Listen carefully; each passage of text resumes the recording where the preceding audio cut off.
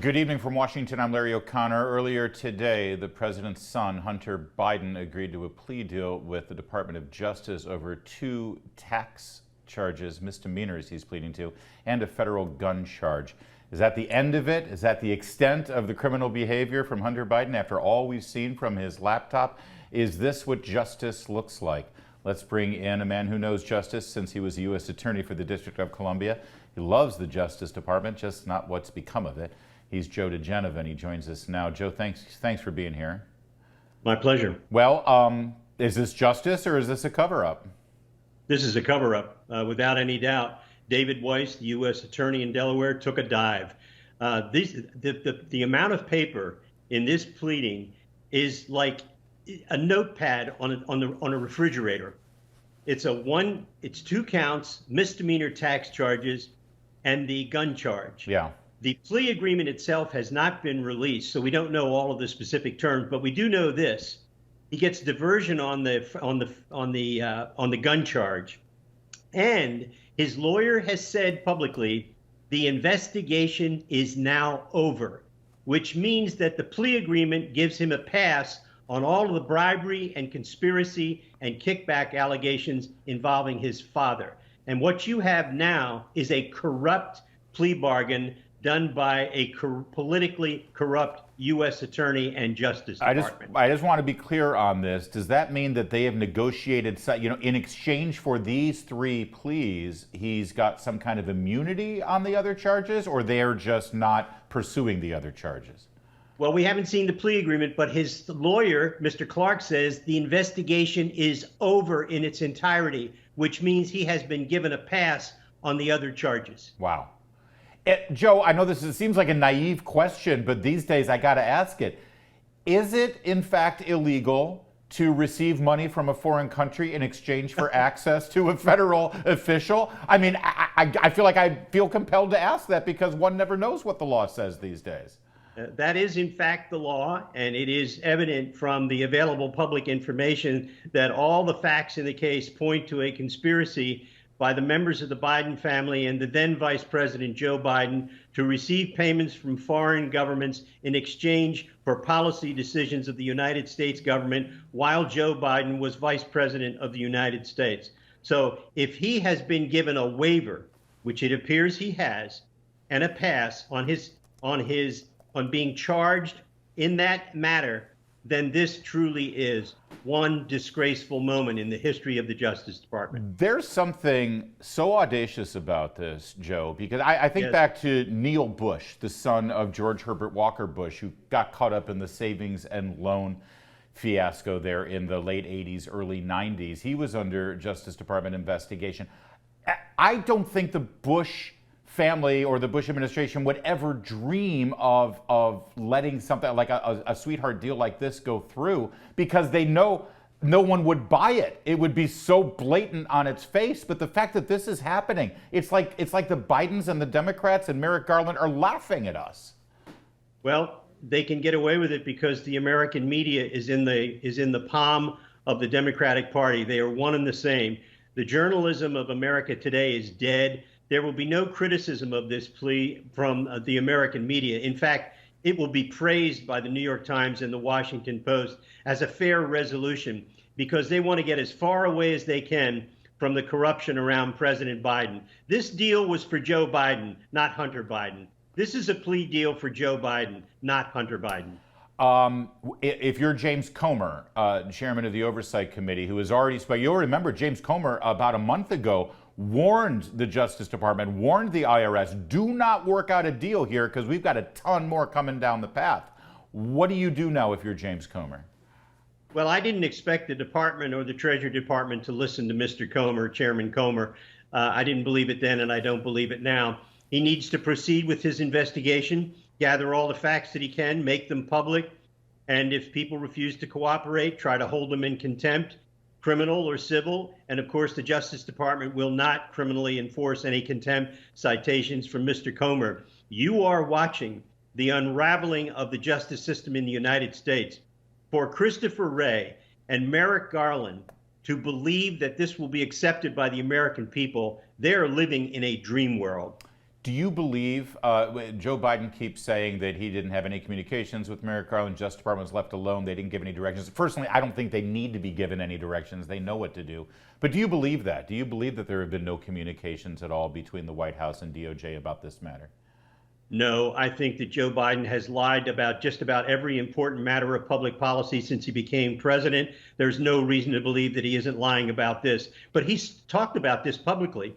He's endorsed his son. He said he's a great son. He's the smartest guy I know. He hasn't done anything wrong. Yeah. Those words, he hasn't done anything wrong, were aimed directly at the Justice Department and the FBI. That was a signal. If you get too harsh on my son, I will pardon him. Yeah, you know what? I want to reiterate this case here, Joe, because this was recent. It was just within the last 4 or 5 weeks, I think.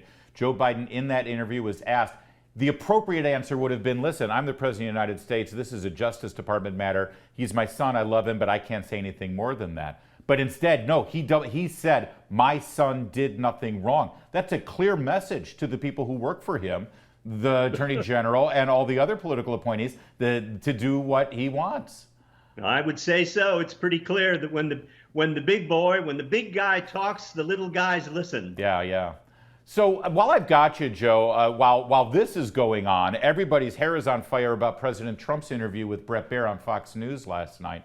Now, I don't think it was a smart thing. This is the trouble, right? When you're a presidential candidate, you want to do these interviews, you want to make statements, you want to defend yourself, but if you're his lawyer, you don't want him saying anything, right? Well, of course you don't want him making statements, but he is a presidential candidate. He's a big boy. He knows how to handle himself. I don't particularly think he said anything that was any more damaging than any other public statements he's already made while he's been out and about. Okay, I mean, what I'm hearing from all the legal eagles that get paid to talk on television and scream that Donald Trump should go to jail, they say that when he admitted that he moved these boxes and didn't immediately respond to the subpoena because he had personal items in those boxes, that was basically an admission that he's guilty as charged of obstruction. Do you see it that way? Well, I can tell you this. Any one of those statements can be read multiple ways. And the problem with it is that the case never should have been brought. Yeah. We shouldn't be in this position. This should have been a civil case filed to get the documents. And let's remember, the government got all the documents back. None of them was lost. None of them was stolen. None of the documents were destroyed, like Hillary Clinton destroyed 30,000 emails and various devices which had information on them. So by that standard, Donald Trump is an innocent man. Real fast on back to Hunter Biden. The gun charge really sticks out to me here, that they're just going to look the other way on that one. This coming from a president, by the way, who has never seen a gun control measure that he hasn't embraced, no matter how unconstitutional. Well, he's going to be given diversion for this. You know, he's getting probation. He's going to get no jail time for any of these offenses. And this, of course, has to be accepted by the judge who takes the plea. But generally speaking, judges do not decline plea agreements reached by defense counsel and the government. Wow. Well, listen, we've got more on this evening, as it's a dominant story. I have my own thoughts about the lack of fairness here, and a warning to you, don't try to do what Hunter Biden did. It won't end well for you. We also have Andrew Klavan coming up. Joe diGenova, always great to have you. Thank you for this on-the-spot analysis. There's more to come on O'Connor tonight. You are watching Salem News Channel.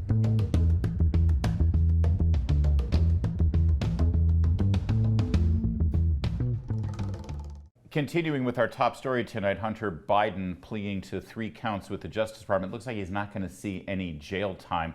And yes, we've talked about the legal aspects and the political aspects, but there's kind of a civilizational aspect to a story like this, especially at a time when we see Donald Trump being charged with obstruction of justice for moving a box of files from one room to another, and Hillary Clinton took a hammer to her hard drive. There's a fairness problem here, and I think most Americans are starting to feel it. Let's bring in our favorite cultural critic, Andrew Klavan. He, of course, the host of The Andrew Klavan Show and the author of the great Cameron Winter series of thrillers, where the next book's coming out in November. Is that right, Andrew? Yep, last day of October, coming out on Halloween. Oh, perfect. Can't wait. Yeah. And I know, listen, it's not like conservatives to scream, that's not fair, right? I mean, we all, life's not fair. Who told you life was fair? But there are some things in our society that do need to be fair. aren't Well, there? yes. Well, yeah. I mean, when conservatives say life is not fair, they mean that literally. Life is not fair. People get sick and die. People die young. People die old. You know, it's like things happen to us that just don't work out. And there are also parts of human nature that aren't fair and that we can't do anything about. But of course, we can try to be fair. That is the whole point of being a human being, is to humanize the world. And one of the ways we are fair is by treating everybody equally under the law. The left has really come up with a new theory about this. Aside from their corruption, which is also quite deep, they also have a theory that people should be treated according to how much power they have in a sort of fake fantasy intersectional chart that has been made up in academia. So if you are a black person, you've been treated unfairly as a group, and therefore you can commit crimes and get off easy. Whereas if you're a white cop who shoots somebody in self-defense, you're guilty per se. You're guilty before you even face trial. Yeah. But what's happening at this top level, where Donald Trump, maybe fairly, is being charged for something that Hillary Clinton did almost the same thing and was not only not charged, you have to remember that James Comey said the reason he wasn't charging her was because he couldn't prove intent. This was after, as you say, she bleached and hammered her phones to destroy the evidence. I thought intent was written all over this.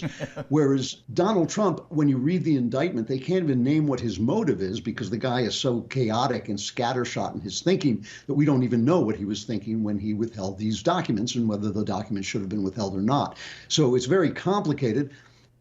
It's just not right that he should be charged when she wasn't, especially when he's in position to run. And now with this Hunter Biden thing, I mean, this is the kind of thing that you see in advanced states of corruption. When you have like a Boss Tweed, New York, or 1980s New York, or places like Chicago, New Orleans, the Illinois state government, it gets so corrupt that there a kind of boldness and almost a sense of humor about their corruption comes out, where they're almost laughing at you, saying, what are you going to do? How are you going to stop us? And of course, with the Department of Justice, it's a damn good question. How are we? Who is going to charge the Department of Justice with a crime? Nobody, basically. Yeah. And to charge Hunter Biden, to say, well, he didn't pay the right taxes on the $1.5 million he made for 2 years. First of all, that leaves out the $5 million in bribes he was channeling to his father. Right. And took by himself. So somehow that got washed aside. The stuff that has reached the press, the legitimate stuff from his laptop that has reached the press, is enough to make you feel that something very, very terrible has happened at the top levels of our government through the auspices of Joe Biden and his family. And that they could investigate this. I think it's 5 years they've been investigating this, and come out with, tax evasion and a gun charge where he gets no jail time. I'm surprised they left off the littering charges and the bad parking charges, and maybe an overdue library book that he may have forgot to return. This is the kind of corruption that is late level corruption. It's usually just before the fall that this sort of pride and outspoken and humorous corruption occurs. Such a smart observation. I'm so glad you're here tonight, because there is an audaciousness to this. It's so brazen. It's such a thumb in the eye. Like last week, credible charges that Joe Biden may have taken $5 million as a bribe from a foreign country, and his response was, "Where's the money?" Well, we know they've got 20 shell corporations, right? I mean, that's the shell game with shell corporations. Find the money and maybe you got me. It angers people, Andrew. 55% of Americans right now, before Donald Trump's even made his case, 55% think these charges are politically motivated. That will have a deteriorating effect in this country if it hasn't already. And in the meantime, we seem to be barreling toward an election between these two superannuated men. I mean, it's really time for us to stop being governed by 70 and 80-year-olds just right there. Yeah. And people are so angry that they're not thinking straight. It's like being in Weimar. It's like being in Weimar, Germany before the collapse. Just because the communists are bad doesn't mean the Nazis are good. Just because the Nazis are bad doesn't mean the communists are good. Both sides can be bad. And what we have right now is a deeply, deeply corrupt, venal, nasty little man. Joe Biden's I've always detested Joe Biden. I think he's a nasty little guy and a corrupt little guy. Agreed. Fronting for a leftist philosophy that has been destructive everywhere it's gone, from the Soviet Union to San Francisco today.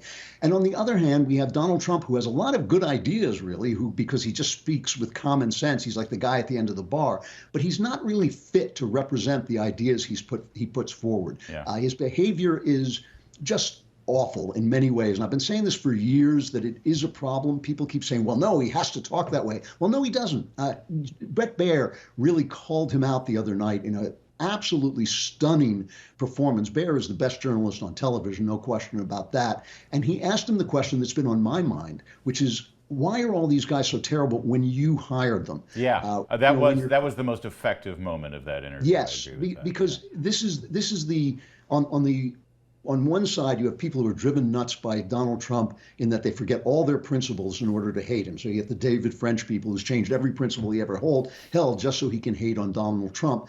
And then on the other side, you have people who are willing to forgive Trump anything. Nothing is ever his fault. So soon we'll hear that Bret Baier is no good. He must be corrupt because Fox is turning and going down the drain. You know, whoever criticizes him becomes the corrupt person. But in this case, you have to ask yourself, if they're all corrupt, if they're all nasty, if they're all bad, what does it say about the guy who hired them? And this is the big problem with Trump, is that even though he did a lot of good things while he was in the office of the presidency, he was not really very competent. He didn't really get a lot of laws passed. He didn't wrangle Congress into doing what it was supposed to do. He never built the wall. That was his whole campaign, build the wall, and the wall has not been built. And so you have to ask yourself, even though it's a wonderful thing that Trump has awakened the Republican Party to the kind of principles they need to be fighting for, is he the man who can get those principles done? Yeah. And we're all so angry, we're really not thinking straight and figuring this out. It sounds like you want Mercutio to run. A little pox on both their houses action here. Yeah, exactly. I feel compelled to quote Shakespeare when I've got Andrew Klavan on. Of course. We've only got about a minute left here, but there are some people, I've talked to them, who were not leaning toward Trump. They were actually like, yeah, I'm done with this show. We've got other candidates that can get it done. But now, because of the Durham report and because of these new charges, they feel compelled to support Trump out of loyalty. Like it would be abandoning him at this point. I think they have a point. And also, if you look at what has been done to Trump, I'm not excusing the way he reacts, but at least it explains the way he has acted. I don't know how I would act if I were put upon the way he has been. Absolutely right. I have total sympathy. He's been treated as unfairly as any public person has ever been treated in this country. I've never seen anything like it. I don't blame him for behaving the way he does. It just doesn't make him the right man for the job. You have to keep what the Greeks would call your telos, your purpose, in front of you. My purpose is to keep America free. My purpose is to keep the government limited by the Constitution and those enumerated rights and powers that the government has and all the powers that it doesn't have.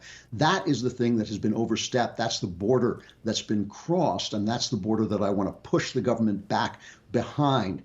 If Trump's the best man for the job, I don't believe he is anymore. I think he's too wrapped up in his ego. I think he's too damaged by the way he's been treated. I think he's too damaged inside. But if he's the right person for the job, I'd vote for him. If he's the best man running, I'd vote for him. But still, I think we can do better. And I think that there are people who are more efficient, who still have the principles that we support, who could take that office and do it better, who are professional politicians, which I think is an important thing, and also are young enough to be efficient and energetic. I will say this about professional politicians or people who have held elective office for 10, 15 years. They have a core of people who are loyal to them. And that was a big problem, I think, in the Trump presidency, too, as you saw with the revolving door there at the White House. Andrew Klavan Show, and again, the series, the Cameron Winter series, you see Strange Habit of Mind there over his shoulder. It's a terrific book. The first one, When Christmas Comes. If you're looking for some thrillers to read this summer on vacation, grab them now. More to come on O'Connor Tonight.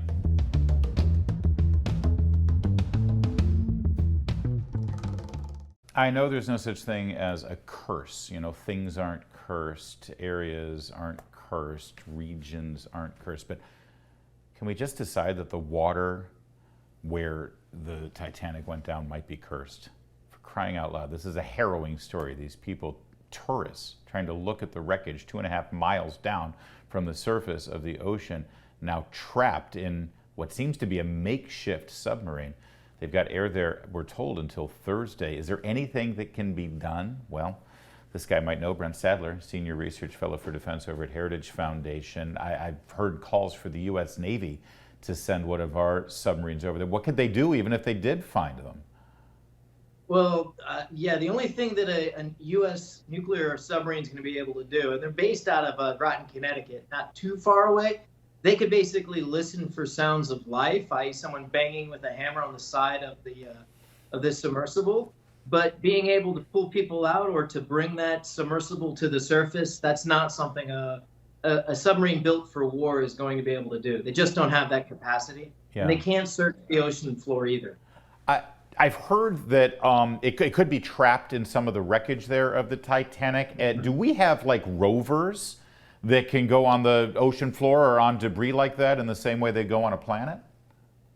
Well, it's interesting you asked that, because there are reports that nearby, I don't know how close nearby it is, in the open ocean it could be tens of nautical miles away, that there was actually a vessel that had undersea rovers on board doing pipeline work. And so I think they're moving onto the scene to help with the search. But again, our little submersible unmanned vehicles not going to really be able to do much. And at the depths we're talking about, not likely to be able to get a pressure or to bring atmosphere, oxygen to that crew. The quickest way to save them is to get a deep submersible rescue vessel, a DSRV, that's made to do that, to bring it to the surface. That's probably, but again, we're talking hours as we get closer to Thursday. Have you taken a look at the design of this vessel? Again, I don't know, but it sure seems a little janky to be going 2 miles under the ocean surface. Yeah, I had some concerns when I looked at the pictures, but again, this company has been operating for some time. That vessel has made several trips to these depths. But again, it all comes down to it's human error, most likely, in my experience, that usually results in a catastrophe under the sea. And you have to maintain the material condition, you have to maintain the electronics, the propulsion systems. And since you're in the ocean, it's unforgiving. So it may not be the design, it could be even the maintenance and the upkeep of the device. And it could also be an act of God. There are currents around that area. This vessel can only go about 3 knots, about 3.5 miles an hour. And the currents around this area can get pretty strong.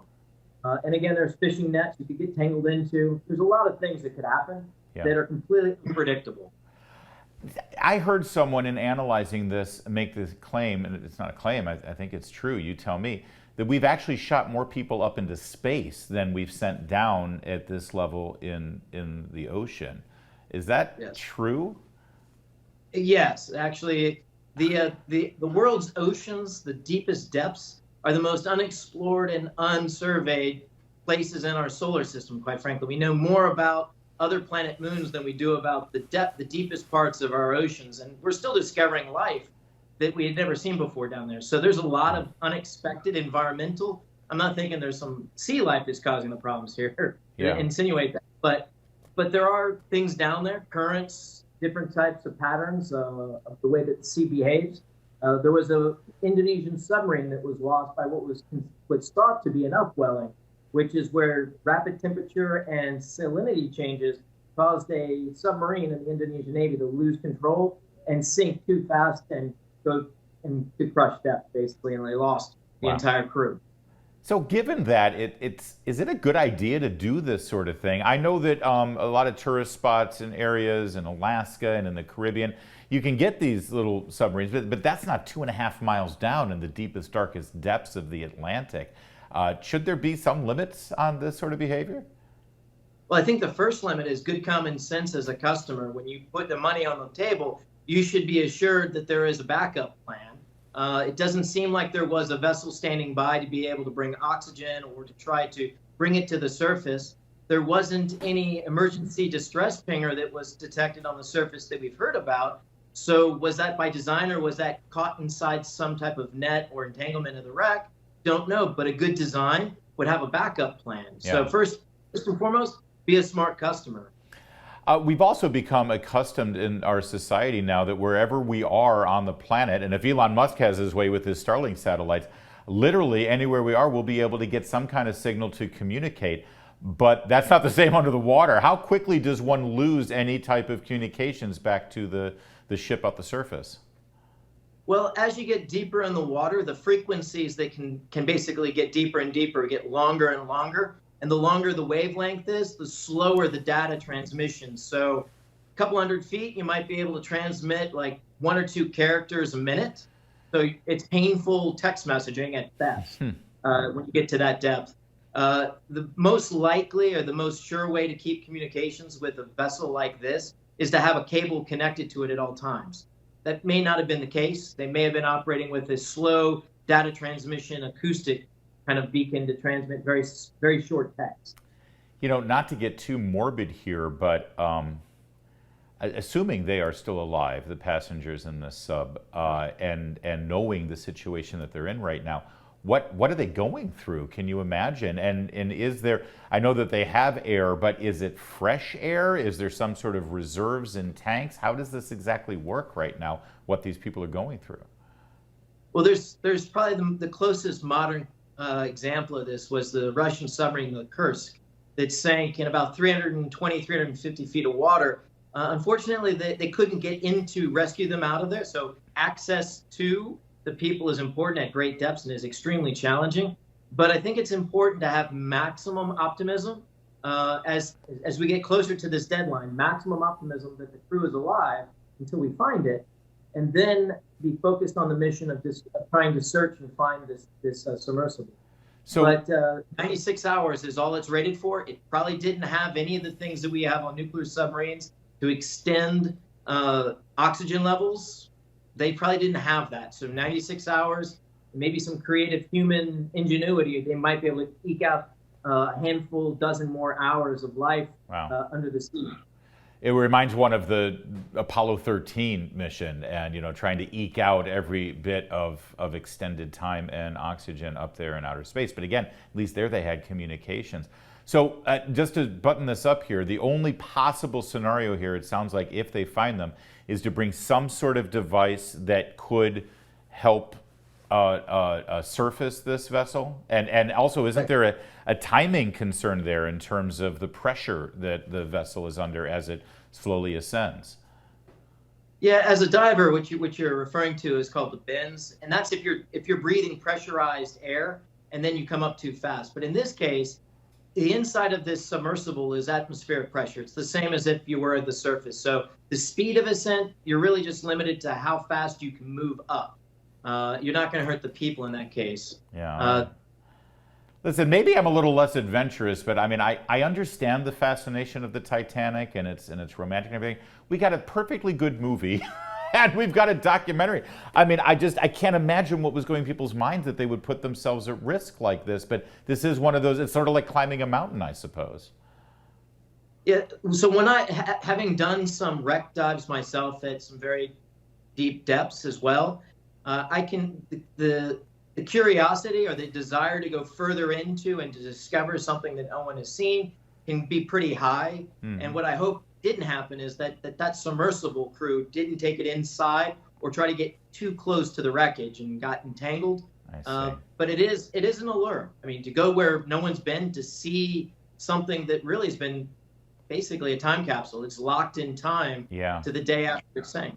Well, no, thank you. Thank you for shedding some light on the... I don't think it's in everybody's character to do that. So for those people who do have that curiosity and that yearning that would even take the risk to do something like this, I appreciate you sort of fleshing that out for us here. And yes, we need to keep absolute, total optimism here, and hopefully this will have a happy ending. Thank you so much for joining us. I appreciate it. There's more to come on O'Connor Tonight. Keep it here at Salem News Channel.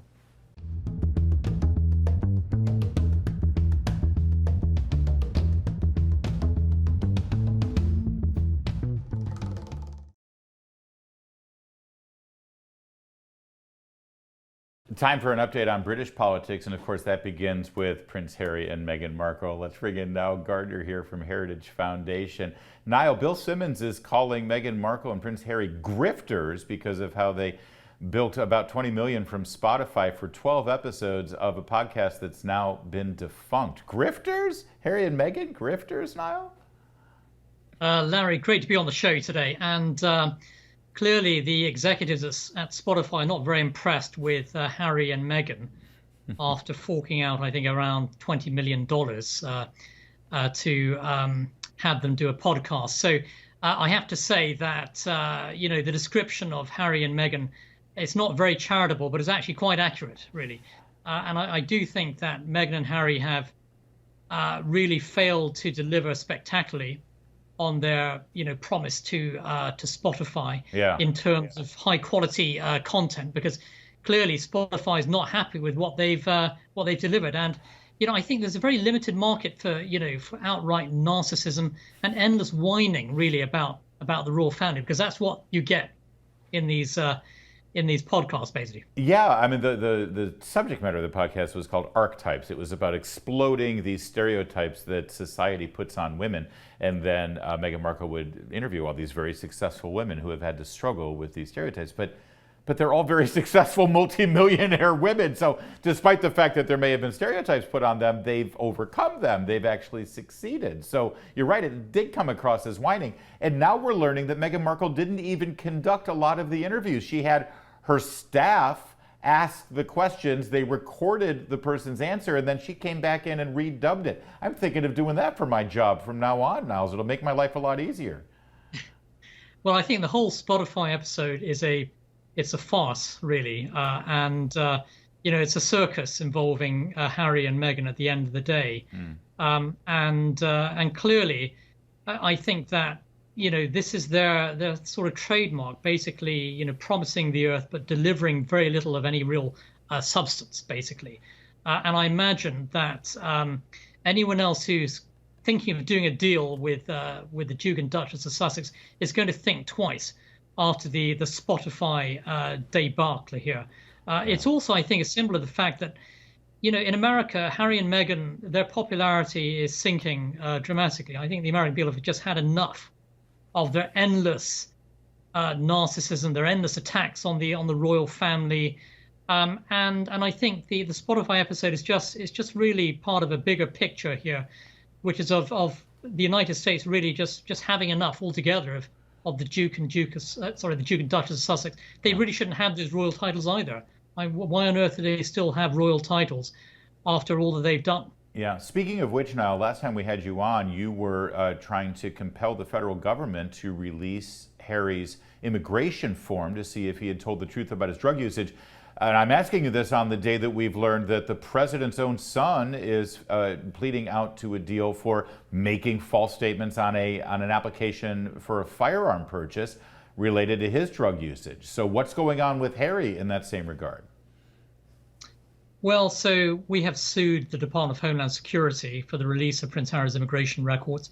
DHS, the Biden administration, are refusing to release those records. They're stonewalling our Freedom of Information request. There will be further hearings in federal court. Ultimately, a federal judge is going to decide the issue. We believe we can win this case. We believe we're right on our side. It's in the American public's interest, I think, to have Harry's records released. We want to see whether or not he lied on his immigration application, whether or not he received preferential treatment. And so there's a big, I think, interest here in terms of transparency and accountability on the part of the U.S. administration. They're basically stonewalling our efforts. I think that we can win this in federal court, and there will be further hearings in the months ahead. Meanwhile, back to elected politics in the UK. The Prime Minister is facing some criticisms here. Lord knows Great Britain is even more politically correct than here in the United States of America, and he was secretly recorded making some comments about the Labour leader. Let's watch. And at the same period of time, over the period, you may have noticed Ed Davey has been very busy. Like me, you were probably seeing that he was busy trying to convince everybody that women clearly had penises. And I was reflecting, you all know I am a big fan of everybody studying maths to 18. But it turns out that we need to focus on biology to 18. I'll tell you honestly, he's actually grown in esteem from my position with that joke. But can he get away with that kind of thing? I mean, there's very much a speech police going on about issues like that in London. Yeah, I think good for Rishi Sunak. Actually, I think his popularity has probably increased a bit following those leaked remarks, and that was a swipe actually at the leader of the Liberal Democrats there. I think that the British government's really got to fight against this transgender agenda and ideology, which is swept through British schools, for example. And I think that the British public just had enough of this far left woke ideology. Yeah. And so Rishi Sunak, I think, there is hinting at a more forceful British government fight back, which is about time, really. This is a Conservative government that's been in power about 13 years. They shouldn't be allowing this far left ideology to be in place in British schools. It's outrageous. Well, and I think the vast majority of the British public would agree with Rishi Sunak, though. As we've mentioned earlier on this program, or in previous episodes of this program, the UK is actually more conservative than the US when it comes to children. They've actually pulled back on these so-called gender-affirming cares for minors. So that is a step. They're further along than we are here. That said, there's a new poll out that shows that former Prime Minister Boris Johnson, who had to leave office in a cloud of scandal, he's actually more popular still in Britain than Prime Minister Rishi Sunak. I mean, is there a chance here, Nile, that Boris could make a comeback?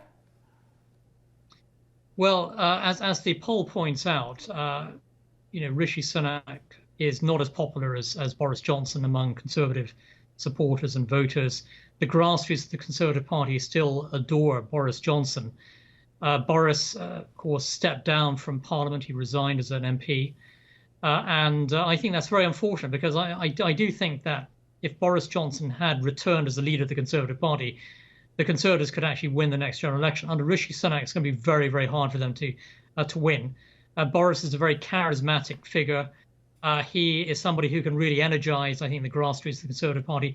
I don't think Boris is going to be coming back before the next general election, but I wouldn't rule out a comeback by Boris in the future, in years to come. Boris is a Churchillian politician.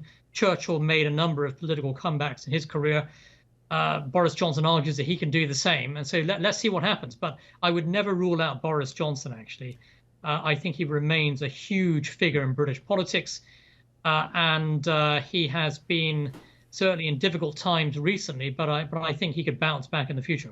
Churchill would kill to have Boris Johnson's head of hair, though. I mean, honestly, it's just a spectacular thing. Do you think I could get away with that look? Is this going to catch on, or is it just a Boris exclusive? It could catch on. The Boris Johnson hair look could well catch on, I think. God, that would be great. On both sides of the Atlantic. Honestly, I'm on the wrong side of the pond. I got to get over there, and then I won't have to do that. I mean, because it takes a village to make my hair look TV ready, Nile Gardiner. Thank you for joining us, as always, from the Heritage My pleasure, Larry. Foundation. Thanks very much. Great stuff. Meghan Markle. I got to try that. We're going to have Doug Blair come in here, conduct all the interviews, and then I can be sitting in the hot tub. I show up. You just splice me in for the questions. Bing, bang, boom. You would never know the difference. Meghan gets away with it. What's she got that I haven't got? Don't answer that. There's more to come on O'Connor tonight.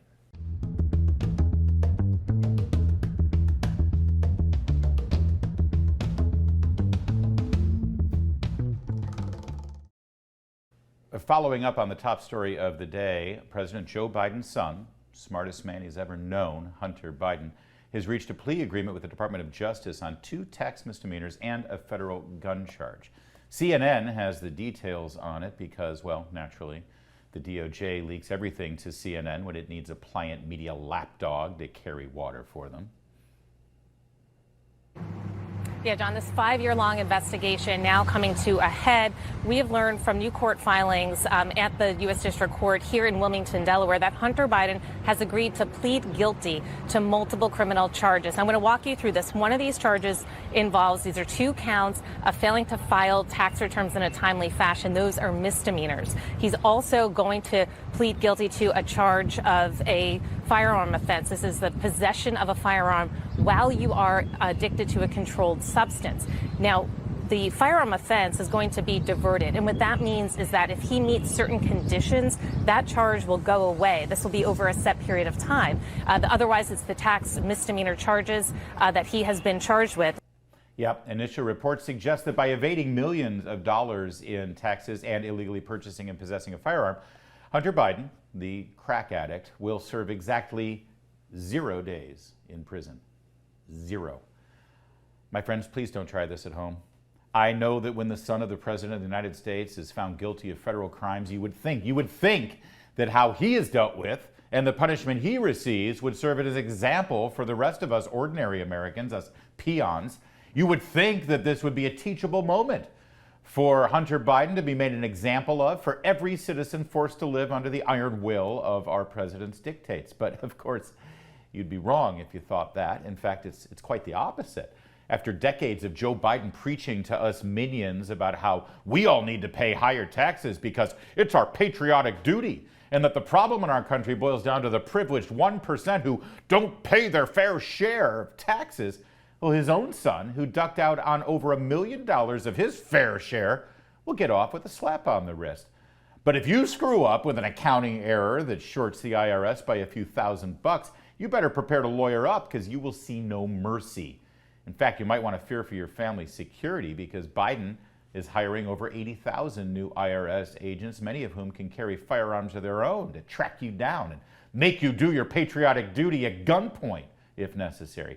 Oh, and speaking of guns, yeah, every time some nutbag in this country went on a killing spree over the past several decades, it was good old Joe Biden leaping in front of a camera to demonize the NRA and lawful gun owners and Republican voters who had respect for the Second Amendment by demanding new laws banning guns that made Joe feel icky. Biden hasn't met a gun control law he hasn't embraced, no matter how unconstitutional. So what will become of his own son? Did we mention he's the smartest man Joe ever met? When he's found guilty of violating existing federal gun laws? Nothing. Cops a plea, pays a fine. He's prohibited from buying a gun for a while he enjoys Secret Service protection, so why does he need a gun? And he goes home to dial up his favorite pimp to send over some more extremely young illegal prostitutes to his home for a weekend party. He's a free man, baby. Why not? But if you try to purchase a firearm and you neglect to fill out the ever-changing myriad of paperwork or tell a lie on those forms, something we certainly don't suggest you do, you'll not see the same kind of mercy from ATF, FBI, or DOJ. You'll be SOL. One thing I can tell you, though, about Joe Biden, the president's reaction, he is very proud of his son. We have great confidence in our son. Prosecutors think they have enough to charge your son Hunter for tax crimes and a false statement about a gun purchase. I am not concerned about any accusations been made against him. I'm proud of my son. It's used to get to me. And I had my son Hunter is the smartest guy I know. He's a grown man. He's probably smoked more Parmesan cheese than anyone. He is the smartest man I know. I mean, in pure intellectual capacity. This is a kid who got, not a kid, he's a grown man. He got hooked on drugs. As long as he's good, we're good. My younger son, Hunter Biden, stand up, guys. I'm proud of him. I'm confident that he is, what he says and does are consistent with what happens. First of all, my son's done nothing wrong. By the way, this thing about a gun, I didn't know anything about it, but it turns out that when he made my application to purchase a gun, what happened was he said, I guess you get asked, I don't guess, you get asked the question, are you on drugs, you use drugs? He said no. I trust him. I have great confidence in my son. I have faith in him. He's on the straight and narrow, and he has been for a couple of years now. And it impacts my presidency by making me feel proud of him. And I'm just so proud of him. There is something seriously wrong in this country's justice system, and we are dangerously close to a breaking point if it isn't fixed. That's it for tonight. We'll be back tomorrow, same time, same place. In the meantime, I'll see you on the radio.